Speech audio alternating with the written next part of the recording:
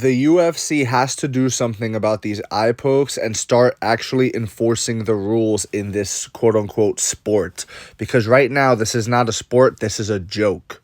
Someone tell me how the guy who was poked in the eye and could not continue because of that poke, how does he end up with a loss instead of the fight being won a no contest? Or, in my opinion, never mind a no contest, it should be a disqualification win for Mr. Henry Cejudo, because how many times are you going to let this guy foul? How many times, really?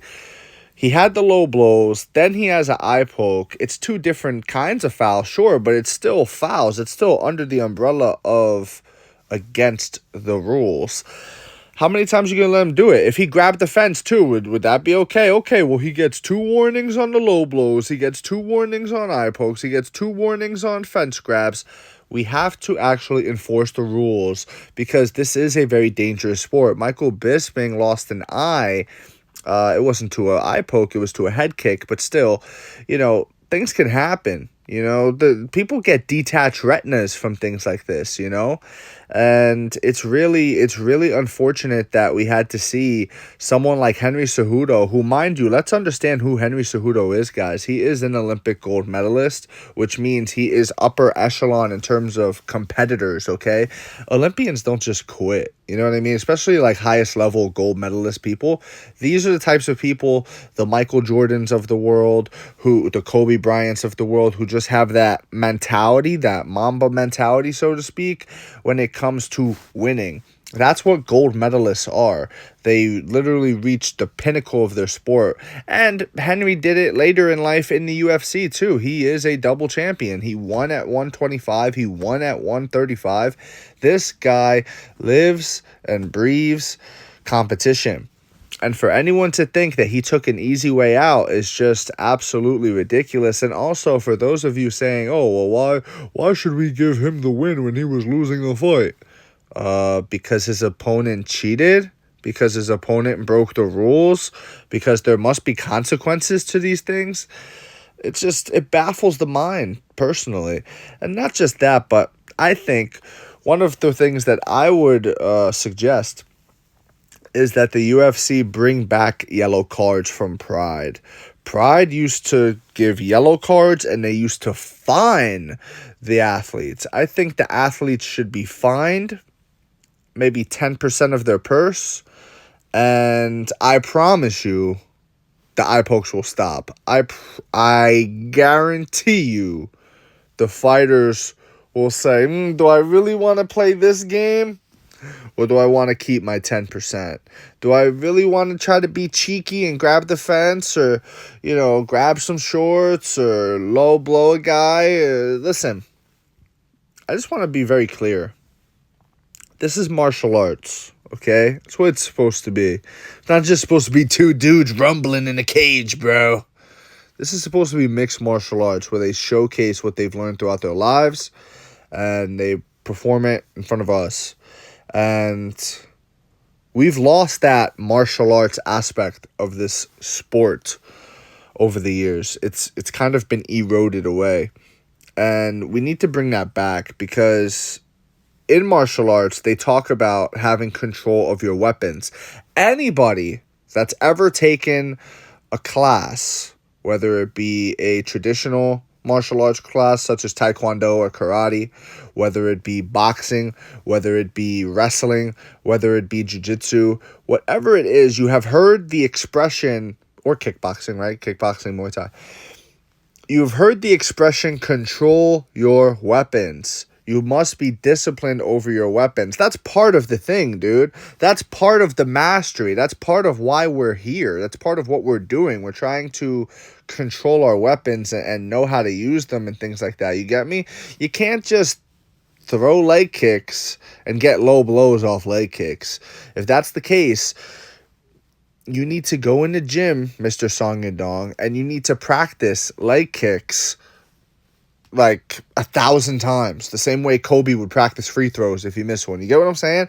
And you need to make sure that you're accurate with your weapons. You cannot do this. You cannot poke people in the eye. Dude, this is someone's livelihood. This is someone's father. This is someone's husband right here who potentially Thank God this didn't happen, right? Let me find some wood to knock on. Could have went blind here. This is no joke. Look at this, man. This is like, Friday night with your girl. This is like the bowling alley. You just slipping them fingers in. And we're just okay with that? Why? Because Henry's cringe and maybe the people don't like Henry? Is that why this is just totally okay? This is not okay. And for a legend of the sport of all people to not, maybe they need to come up with the Henry Cejudo rule and fine athlete. Like, do something, because this is absolutely egregious. This is ridiculous. And even after the foul, even after, he was still doing it. He still had his fingers out stretched like this. And you're thinking to yourself, dude, something's got to change. The warnings were issued before the fight. When the fighters get there, the referee goes to the back locker room and he talks to the fighters and he says, these are your rules, da, da, da, da, da. Do you understand? Yes, okay. Move on to the next fighter and explain the rules throughout the card. Okay, great. That's your warning, okay? Literally. That was literally your warning, okay? I told you in the back, have your fingernails cut. Don't grab the fence. Don't grab the show. I told you in the back all of these things. And now you want me to tell you again in the cage after you got away with it? You want me to just let you get away with it and no point be taken away? The very first foul needs to be punished and a point has to be taken away. And it's really as simple as that, bro. It's really as simple as that. And that's how that, listen, it's going to be a transition period. There's going to be a time of maybe confusion and awkwardness, but over time, fighters will adjust. And I promise you, knowing in the back of their head, oh man, I can't get away with one here, they will change. It's just human nature. They will adapt. Humans are so adaptable. I have no lack of faith that they'd be able to adapt to these rules, because this is just a ridiculous, man. They need to start punishing fouls, and they need to do it immediately. And I think they need to do it not just on the scorecards, but they need to do it with the check too, okay? 10% of your purse for a foul. Straight like that. And I guarantee you fighters will think twice about throwing an inside leg kick if they're not Mr. Alex Pereira, who's really accurate with his inside leg kick. You get what I'm saying? And that goes back to the discipline and the mastery. A guy like Alex Pereira, he knows how to throw an inside leg kick without hitting his opponent in the balls. A guy like, Song Yadong, he hitting your dong. Oh, yeah, he coming for the dong, And that's just ridiculous. You need to have points taken away. You need to be fined. That's my take on this, man. I'm going to make other videos on it because I know probably people didn't stick around for all 8 minutes. But I hope you did. If you did, let me know if you went the distance in the comment section below. And also, let me know what you think in the comment section below, whether you agree with me or disagree with me. It does not matter. Just join the discussion, follow for more, and leave a like if you enjoy the time spent. Thank you. You are all appreciated.